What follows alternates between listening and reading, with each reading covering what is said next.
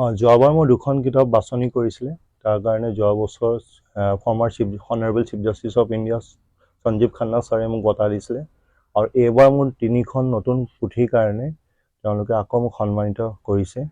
এইবাৰ honourable mister chief justice Suryakanta ছাৰে মোক অনাৰ কৰিলে ফৰ মাই 3 বুকছ তিনিখন নতুন কিতাপৰ কাৰণে।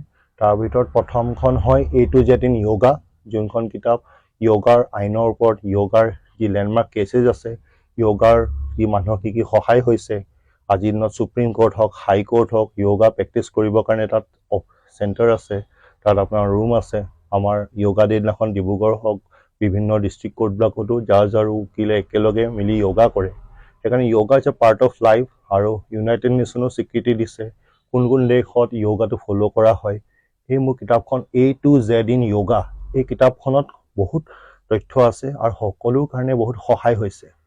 তাৰ উপৰিও মোৰ দ্বিতীয় কিতাপ A to Z in environment with AI।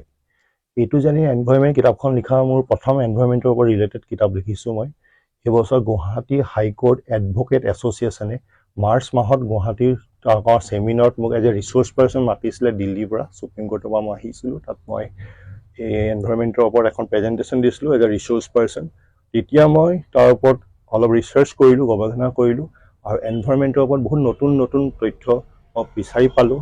A to Z in environment কিতাপখনত মই A পৰা জেডলৈকে যি A4 আমি ল'ৰা ছোৱালীক কিয় A for Apple, B for ball, C for কেট শিকাওঁ। আমি ল'ৰা ছোৱালীক A for এটমছফিয়াৰ, B for biodiversity, C for climate change সেইবোৰ শিকাব পাৰোঁ। সেইবোৰ শিকালে আমি ল'ৰা ছোৱালীবিলাকক বহুত এটা ইনফৰমেশ্যন দিব পাৰোঁ যোনটো ভৱিষ্যতৰ কাৰণে তেওঁলোকৰ বহুত দৰকাৰ হ'ব। আৰু সৰু একদম বেছিক এজৰ পৰা, একদম চাইল্ডহুড এজৰ পৰা তেওঁলোকক যদি আমি তেওঁলোকক এনভাইৰনমেণ্টৰ ৰিলেটেড এৱেৰনেছটো দিব পাৰোঁ, সেইটো বহুত সহায় হ'ব। আৰু মোৰ কিতাপখনত এনভাইৰনমেণ্ট ৰিলেটেড যিমান লজ আছে সেই A to Z in এনভাইৰনমেণ্টত চব আছে। তাৰ উপৰি লেণ্ডমাৰ্ক কেছেছ হয়, ৰিচেণ্ট চাইটেশ্যনছ হয়, সুপ্ৰিম কোৰ্টে যি অৰ্ডাৰ দিছে, লাষ্ট যোনবিলাক recent cases of DY honourable chief justice of India former chief justice of India DY Chandrachud ছাৰে যোনবিলাক লেণ্ডমাৰ্ক জাজমেণ্ট দিছে সেইবোৰ চব দিয়া হৈছে। তাৰ উপৰি আৰু কি NGOয়ে কি কাম কৰি আছে। আৰু মোৰ কিতাপখনত উইথ AI লিখিছোঁ, উইথ আৰ্টিফিচিয়েল ইণ্টেলিজেঞ্চ, মানে উইথ আৰ্টিফিচিয়েল ইণ্টেলিজেঞ্চ আমি কি কাম কৰিব পাৰোঁ যোনটি আমি এনভাইৰনমেণ্টটো প্ৰটেক্ট কৰিব পাৰোঁ। আজিৰ দিনত আপুনি চাব এনভাইৰনমেণ্ট মই দিল্লীত বেছিকৈ থকা হয়, তাত আমি এয়াৰ পিউৰিফায়াৰ লগাব লাগে। আমাৰ ইয়াতো AC আছে, তাত এয়াৰ পিউৰিফায়াৰ লগায়, মানে তাত আজমাৰ পেচেণ্টছ ভৰি আছে। এতিয়া মই দিল্লীত আছিলোঁ, গোটেই পলিউশ্যন, মই ডেইলি মাস্ক পিন্ধিব লগা হৈ গৈছে। তে কিয় হৈছে? এয়াৰ কোৱালিটি ইণ্ডেক্স তাত বহুত বেছি, 500 কয়, কিন্তু 500তকৈ বেছি, 700-800লৈকে পাইছে। তো মেইন কথাটো হৈছে আমাৰ এতিয়া অসমত আমি এইটো এৱেৰনেছটো আনিব লাগে আৰু সেইকাৰণে উইথ AI আমি daily planes, weekly planes, monthly planes, quarterly planes, half yearly planes আৰু ইয়াৰলি প্লেনছ, সেই প্লেনছবিলাক দি কেনেকৈ আমি এনভাইৰনমেণ্টখন সুৰক্ষিত কৰিব পাৰোঁ। এনভাইৰনমেণ্ট মানে অকল গছ গছনিয়ে নহয়, আপোনাৰ ছইলৰ হওক বা আপোনাৰ তাৰ উপৰি এয়াৰ পলিউশ্যন হওক, ৱাটাৰ পলিউশ্যন হওক, সেইবোৰ আমি কেনেকৈ ৰখাব পাৰোঁ, কেনেকৈ কম কৰিব পাৰোঁ। আৰু আমি এই পৃথিৱীখনত আমি নিজৰখন জেগা হয় য'ত আমি ধুনীয়াকৈ ৰাখিব লাগে আৰু সেইকাৰণে এনভাইৰনমেণ্টটো আমি সুৰক্ষিত কৰিব লাগে। এই কিতাপখন এই বছৰ অসমৰ পৰা একমাত্ৰ কিতাপ যোনখন লণ্ডন বুক ফেয়াৰটোৰ কাৰণে বাছনি হ'ল। লণ্ডন বুক ফেয়াৰটো এই কিতাপখন ভাল চেলছ লৈছে আৰু তাৰ উপৰি ইউনাইটেড কিংডম বুক টুৰতো এই কিতাপখন তাত সন্মানিত হৈছে। মই তেওঁলোকৰ পৰা চাৰ্টিফিকেটো পাইছোঁ আৰু মোক তেওঁলোকে মাতিছেও, ভৱিষ্যতৰ দিনত মই তাতো যাব লাগিব। আৰু মোৰ 3 নম্বৰ কিতাপ অনলি ফৰ মেন পাৰ্ট 1, এই কিতাপখনো এইবাৰ সুপ্ৰিম কোৰ্টে তেওঁলোকে বিচাৰ কৰিলে আৰু তেওঁলোকে এই 3খন কিতাপৰ কাৰণে মোক সুপ্ৰিম কোৰ্ট বাৰ এছ'চিয়েশ্যনৰ পৰা এই চাৰ্টিফিকেটখন দিছে। আৰু এই 3খন কিতাপৰ কাৰণে সূৰ্যকান্ত ছাৰে মোক বহুত সন্মানিত কৰিলে। তেওঁ নিজে কিতাপখন লঞ্চ কৰিলে আৰু মোক 3খন কিতাপৰ ভিতৰত বেলেগ বেলেগ কিতাপ আমাৰ তেওঁলোকে মুকলি কৰিলে তাতে।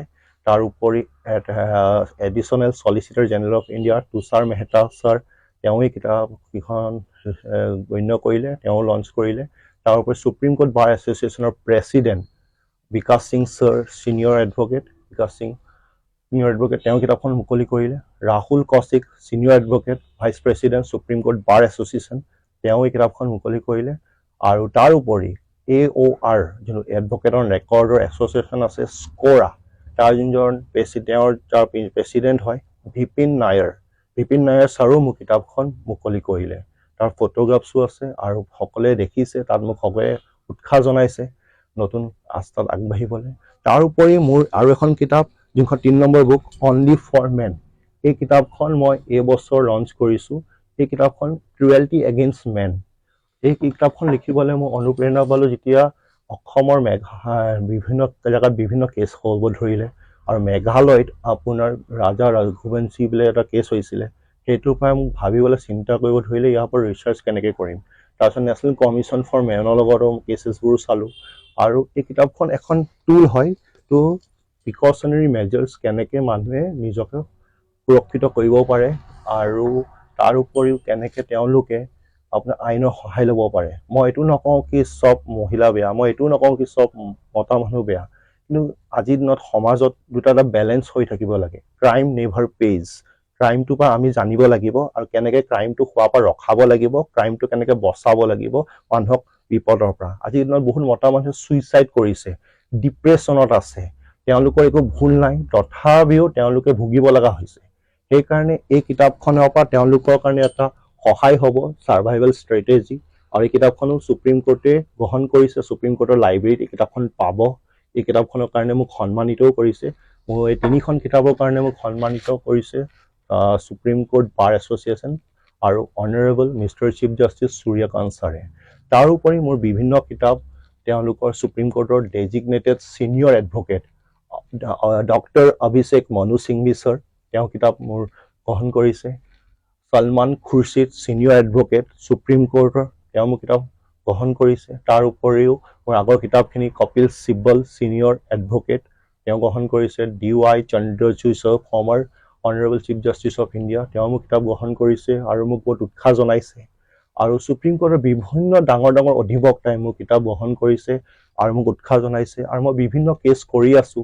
আজিৰ দিনত সুপ্ৰিম কোৰ্টৰ মই যোৱা বছৰ 24 চনত মই লাইফ মেম্বাৰ হ'লোঁ। এতিয়া মই লাইফ মেম্বাৰৰ পৰা আৰু বহুত কিছুমান বস্তু নতুন লগত জড়িত হৈ আছোঁ। মই বিচাৰোঁ ন্যায় পাব লাগে। মই এজন অসম সন্তান, ডিব্ৰুগড়ৰ সন্তান।